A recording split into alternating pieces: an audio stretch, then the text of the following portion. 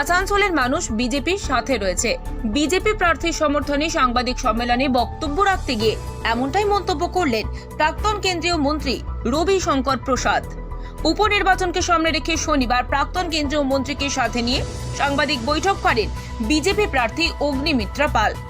রাজ্য সরকারের সমালোচনায় সরব হতে দেখা যায় প্রাক্তন মন্ত্রী রবিশঙ্করকে।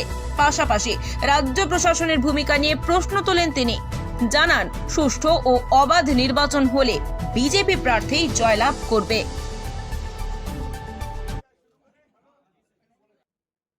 সবাইকে নমস্কার জানাই। ভারত মাতার জয় হোক। আজকে এখানে উপস্থিত মাননীয় প্রাক্তন মন্ত্রী ভারত সরকারের রবিশঙ্কর প্রসাদজি আমাদের মধ্যে এসেছেন। আমি তাকে ধন্যবাদ জানাতে চাই যে অত্যন্ত ব্যস্ত সময় থেকে বের করে এনে উনি আজকে আমার প্রচারে, আমাদের পার্টির প্রচারে উনি অনেকটা সময় দিয়েছেন। আজকে এখানে মঞ্চে রয়েছেন আমার এই বিশ্বাস। আজকে একটা খুব ভালো কিছু খবর নিয়ে আপনাদের সামনে এসেছি।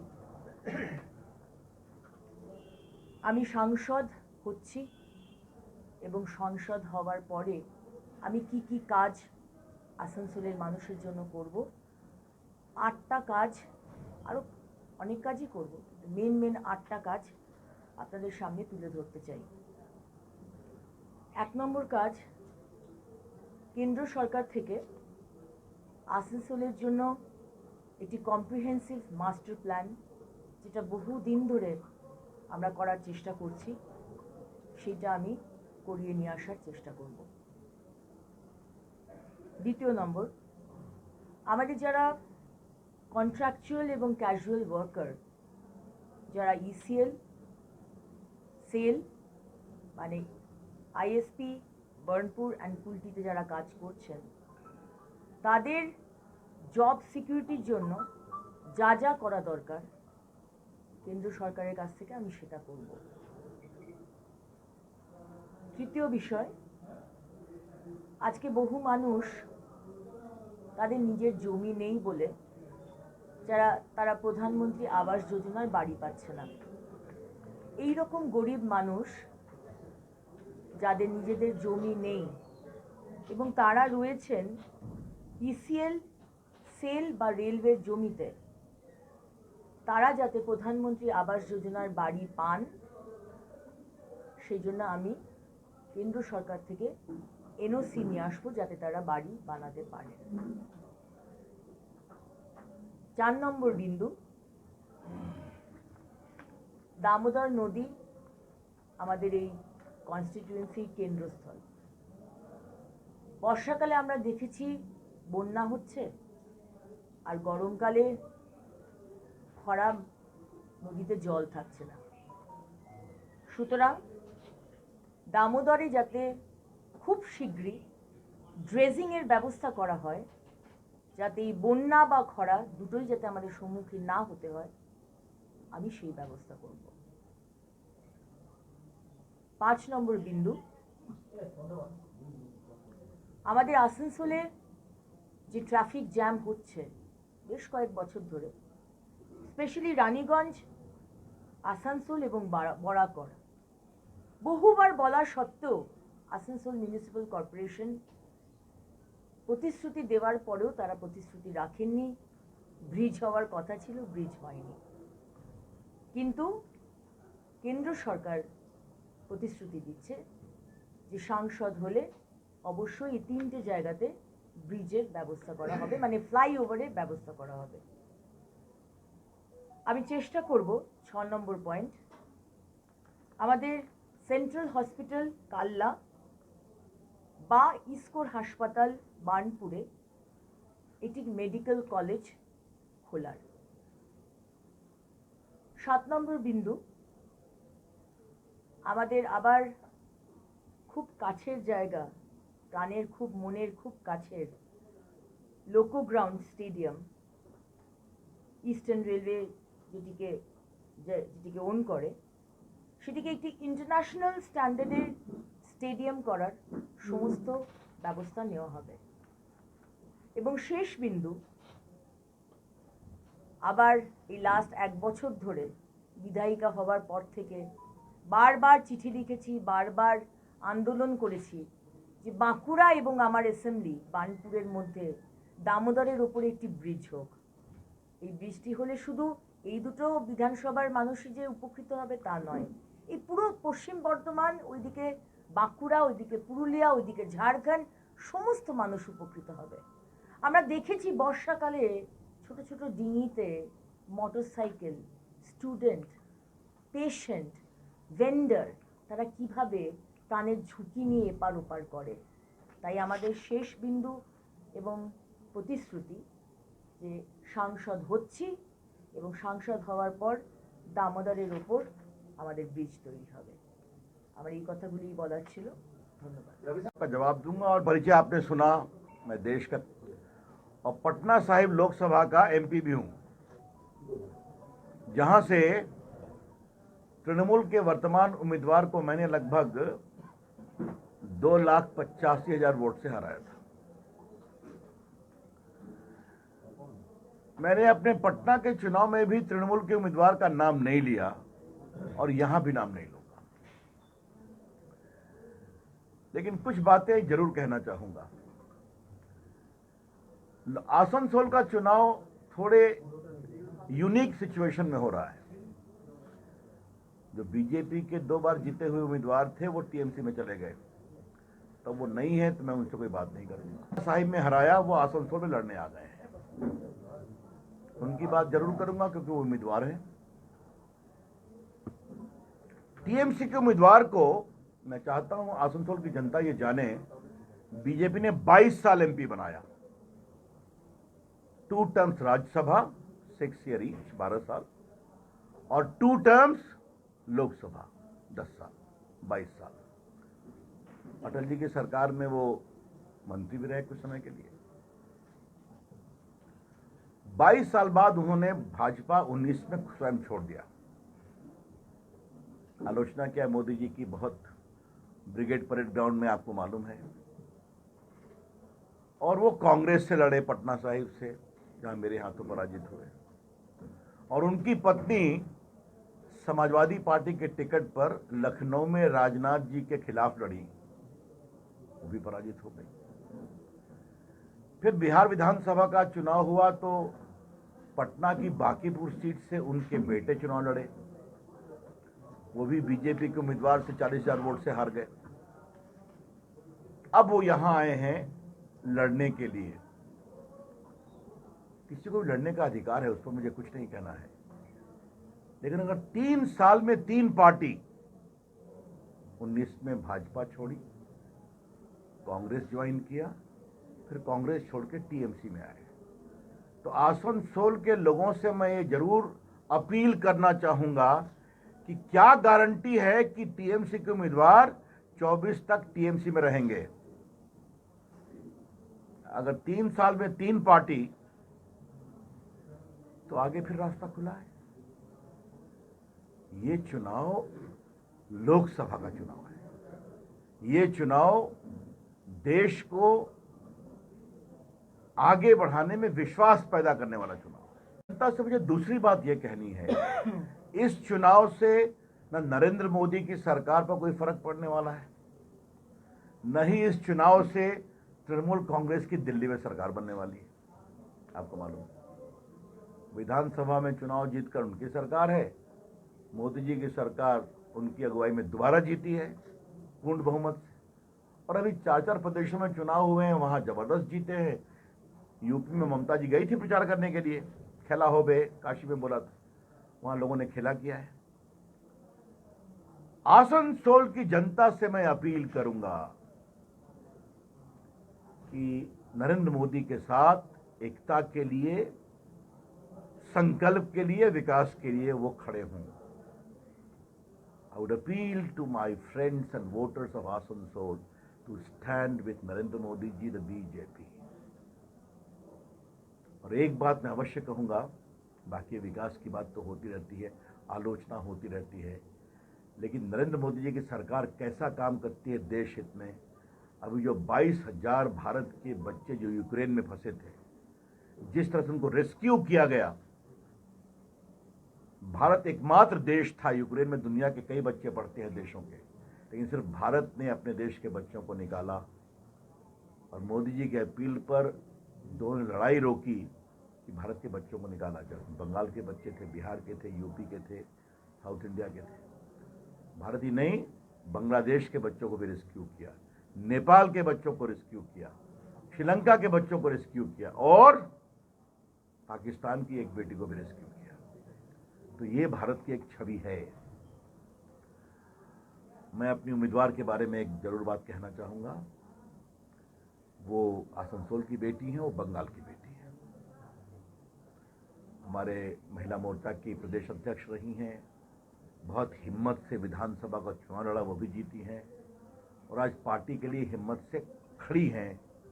इसलिए पार्टी ने उनको सम्मान के साथ लोकसभा के इस उपचुनाव में अपना उम्मीदवार बनाया है। तो मैं आसनसोल की जनता से अपील करूंगा कि आसनसोल की बहुत ही समर्पित बेटी जो राष्ट्रवाद और भाजपा मोदी जी के साथ खड़ी रहती है, उसको अपना आशीर्वाद दें, ये मुझे कहना है। एक अंतिम बात, मैं कल से यहाँ प्रचार कर रहा हूँ, कई जगह गया था। जो यहाँ पर म्युनिसिपल इलेक्शंस में जो खुराफात हुआ, लोगों ने बहुत शिकायत की है। तो मैं ममता जी से एक बात कहूंगा, ममता जी, जनता को ईमानदारी से वोट दे दिया जाए। हाँ, ये क्या ईमानदार वोट से टीएमसी घबराती है क्या? ये बड़े सवाल है।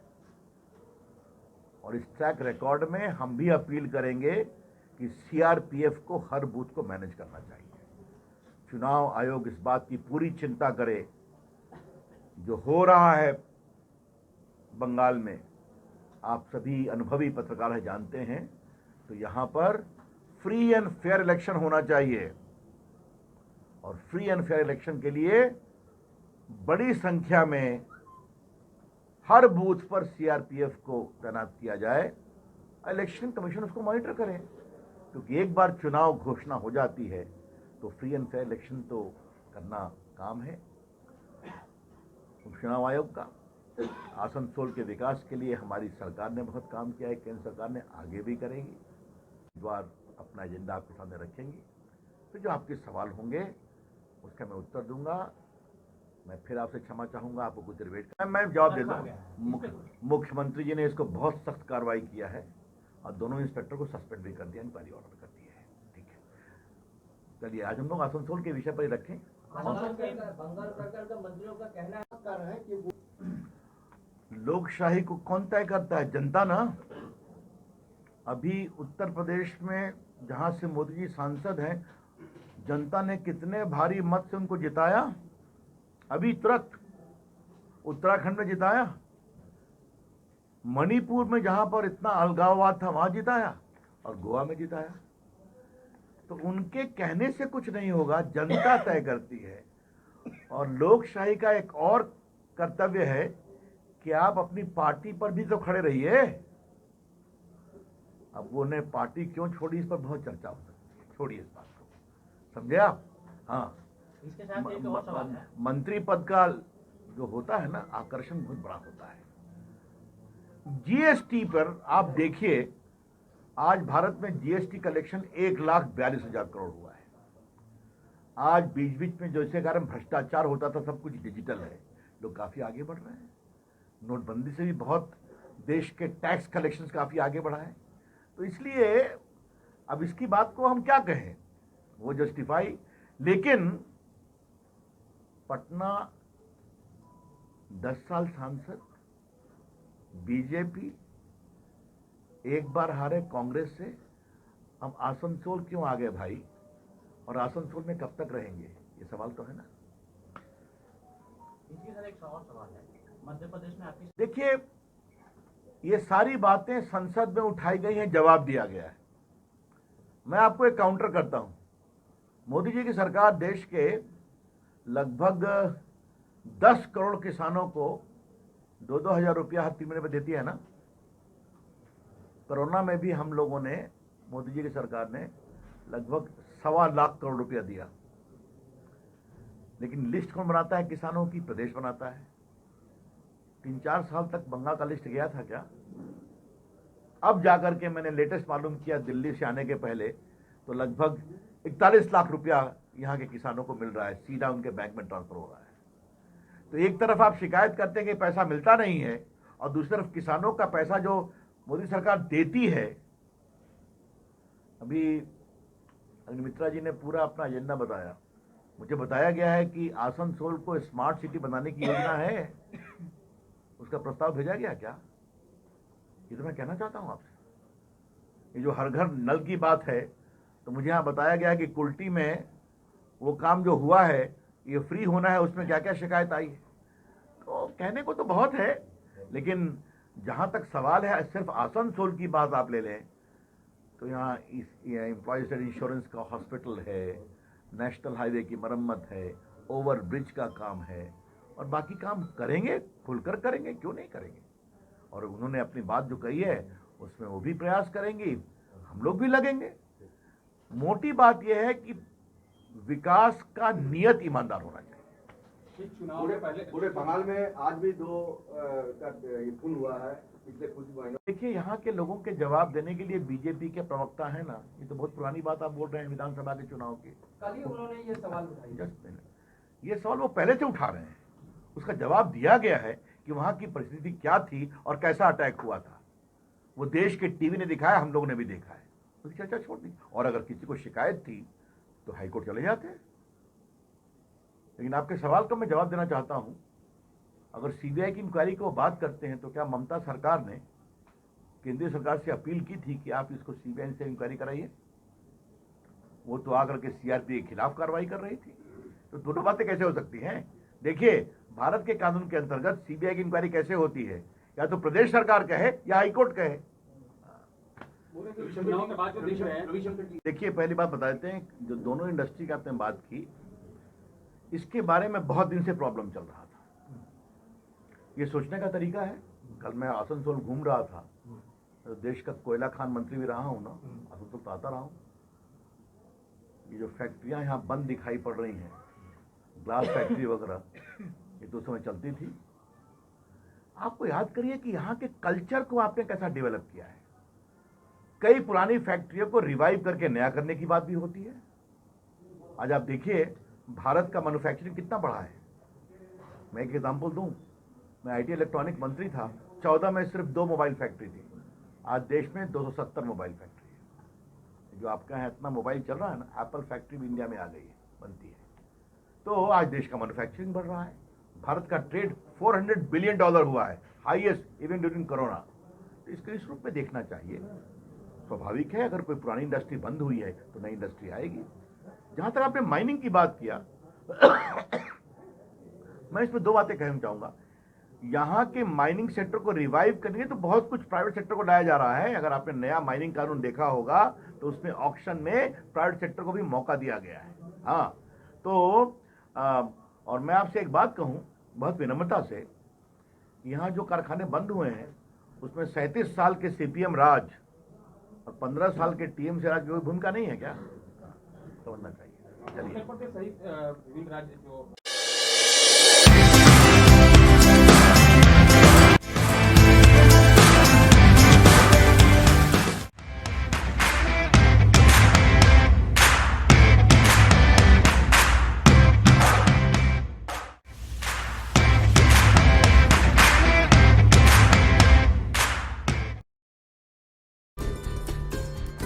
সহজেই স্বাস্থ্যসাথী কার্ডের মাধ্যমে সুচিকিৎসার একমাত্র প্রতিষ্ঠান citizen hospital, Bidhannagar, Durgapur. Helpline number 9800897855।